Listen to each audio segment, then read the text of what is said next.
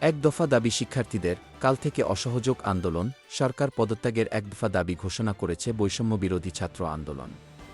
সরকারি চাকরিতে কোটা সংস্কার ইস্যুতে গড়ে ওঠা এই প্ল্যাটফর্মের সমন্বয়ক মোহাম্মদ নাহিদ ইসলাম ঢাকায় কেন্দ্রীয় শহীদ মিনারে বিক্ষোভ সমাবেশ থেকে এক দফা দাবির ঘোষণা দেন।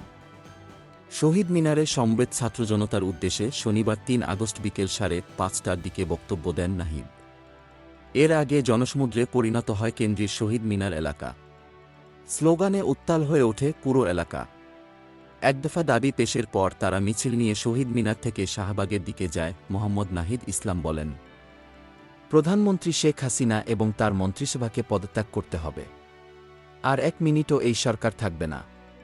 এক দফা এক দাবি শেখ হাসিনার পদত্যাগ। বৈষম্যবিরোধী ছাত্র আন্দোলনের এই সমন্বয়ক আরও বলেন, বর্তমান সরকারের নির্দেশে নির্বিচারে গণহত্যা সংঘটিত হয়েছে। সরকারের আইনশৃঙ্খলা রক্ষাকারী বাহিনী মরণঘাতী আগ্নেয়াস্ত্র ব্যবহার করে হত্যাযজ্ঞ সংগঠিত করেছে। নারী, শিশু, ছাত্র, শিক্ষক, শ্রমিক কেউ এই গণহত্যা থেকে রেহাই পাননি। সরকার এই হত্যাযজ্ঞের বিচার করার পরিবর্তে নির্বিচারে ছাত্রজনতাকে গ্রেফতার ও নির্যাতন করছে।